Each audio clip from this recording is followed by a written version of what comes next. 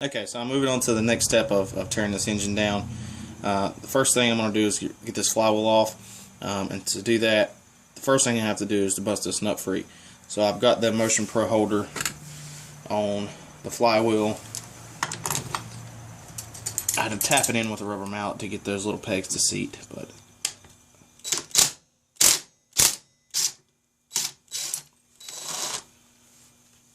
so now I'm going to try to actually pull the flywheel off. Something to remember on this side is that the threads are reversed.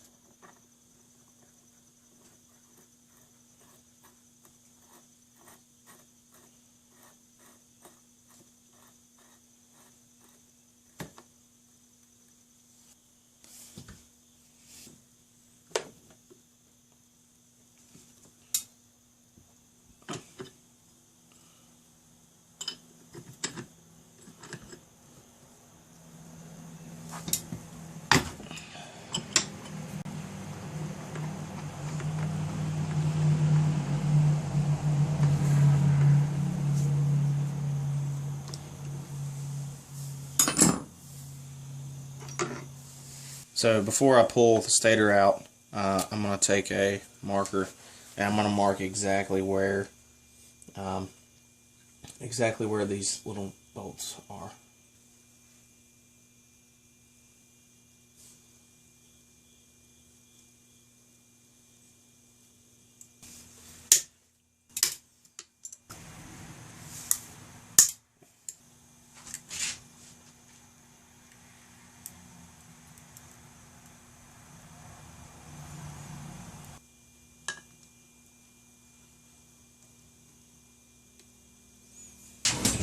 Alright, so we got the engine off of the frame.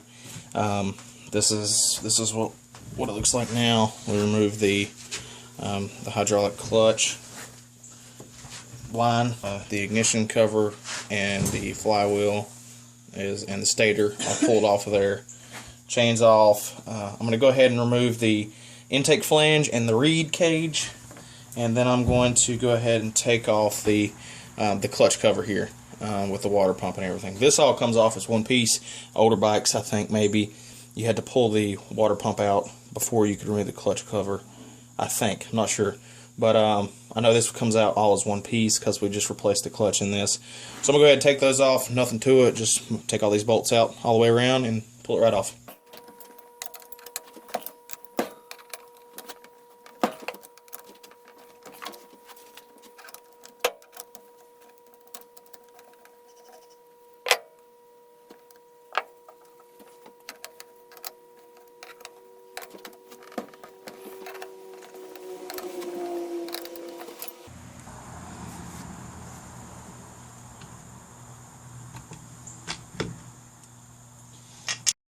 Okay, next step, we're going to go ahead and pull off the, we'll go ahead and pull off this stop disc here, this little washer. Lay that to the side. We'll take off the ratchet gear spring, and you notice the little end of the spring kind of seats around that shaft there, or the base of that shaft. And we'll go ahead and remove this thrust bearing. Alright, so to get rid of this ratchet gear, we'll go ahead and kind of turn that counterclockwise just a little bit, and it should slide right off, up and off. My Motion Pro tool that was claimed to have fit this this clutch pressure plate here does not. These little pegs are too big to fit into the holes. It works on the flywheel. They do not fit in here at all. I could probably try to beat it in, but then I would mess these holes up like I've already almost done right there. So I've got to make a decision about whether or not to try to grind these down a little bit on the edges to make them actually work. Taking off is not a problem. I'll go ahead and try that.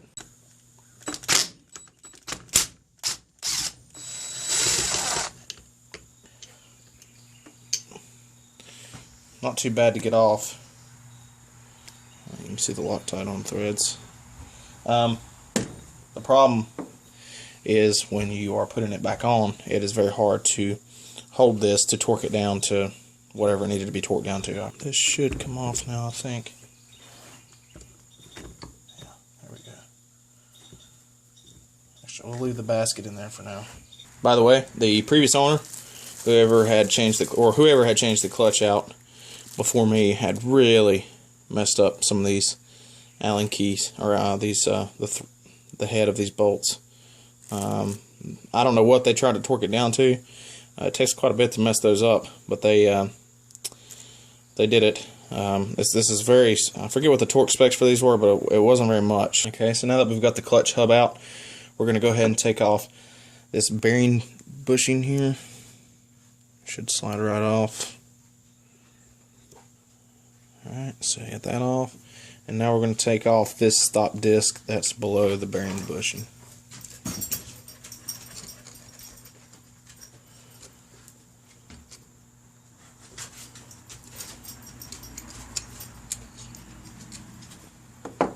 Okay, now we're going to pull off the intermediate starter gear. That's this one right here.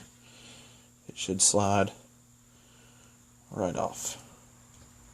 So if you don't have the special holding tool to get this this hexagon nut off, you can take some, you're going to need some gloves to hold on to this, and a little hammer drill or a little impact, and you can bust it off.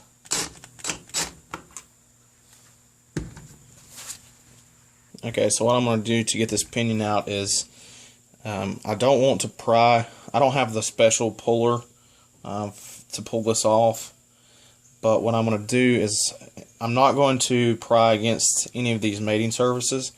What I'm going to do is I'm going to put a chisel here, and I'm going to give it a quick pop. Okay, there we go. And that should have busted this free.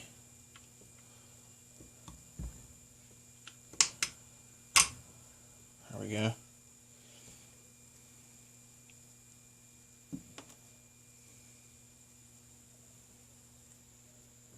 So now we're going to try to move this Kickstarter shaft, and to do that there's two 8mm bolts up here on this bracket.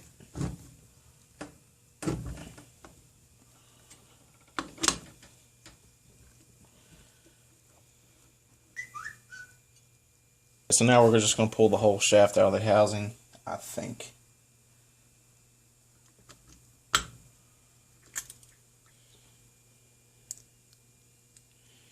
And just remember how this went, the spring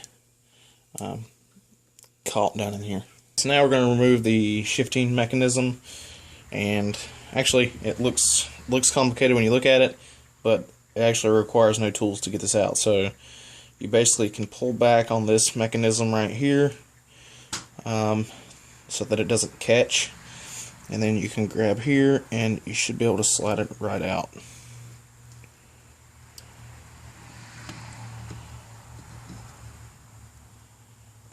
I don't know that I mentioned in one of the previous videos, I may have mentioned, but my niece complained at one point about having shifting issues. She was having trouble getting into third and fourth. I'm not sure the bike blew up before I could test that. That was during the last race, the race where the bike blew up. But I know one problem that these KTMs can have is these little hooks right here. These little hooks right here get kind of worn, and they stop catching as well. So what you can do is take like a chainsaw file, and you can kind of make this hook more pronounced, and it will catch a little bit better. So we may take a look at that when we're reassembling everything. So now we're going to be removing the shifting drum. I'm using a 4mm Allen. Alright, so my T-handle didn't appear to be quite strong enough to bust that free without breaking my T-handle, and I didn't want to do that, so I'm going to use a socket.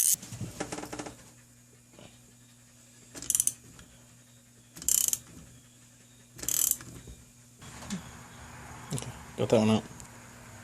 So at this point, with the bolt removed, the drum should just kind of pull out of here. So now I'm going to move this circle clip off of this locking lever here. Okay, so the order this goes back on in is this little hook hooks over the edge.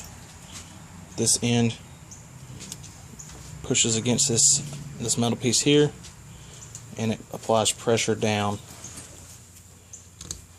like that. So now we're going to move the the front sprocket here, the main engine sprocket, and this has a circle clip as well, but this is a little bit of a stronger circle clip, so you're going to need a little stronger set of circle pliers. Let's try it again.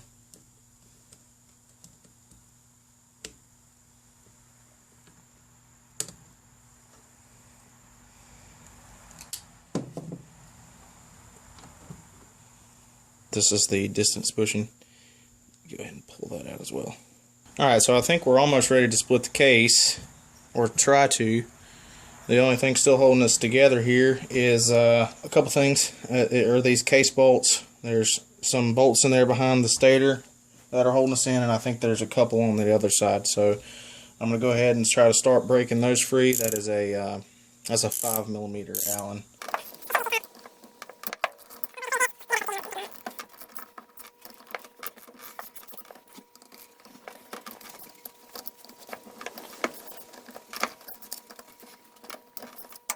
Alright, so I think that's all of them from this side.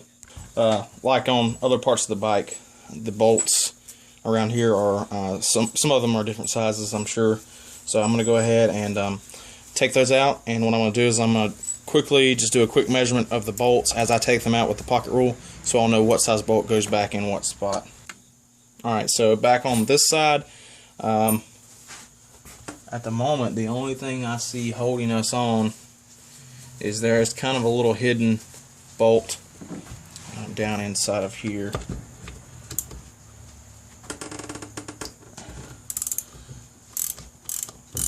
This one's out. So it looks like everything that might be holding us together. Alright guys, so here's the deal. Always have the right tool for the job. This case was hell to split. I finally got it, but I didn't have a splitter or the actual case splitting tool. I didn't have a puller tool that really worked.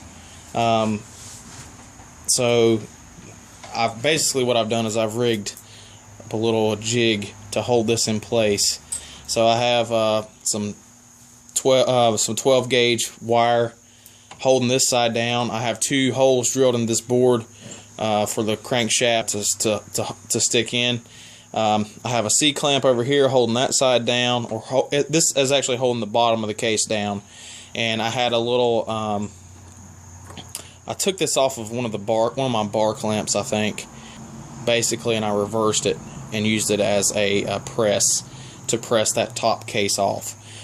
So as you can see, it finally split all the way around except for on this back side, and I think I can get that to break free back there as well. It popped pretty loud when it finally splits. All right, so we got it split open now. Here is the ignition cover side. There's one of the main bearings. Doesn't actually seem that bad. It's not entirely smooth, so we'll replace it anyway. I'm going to inspect a few things on the transmission, and then we'll go ahead and start looking at the actual crankshaft to see if we can tell what happened.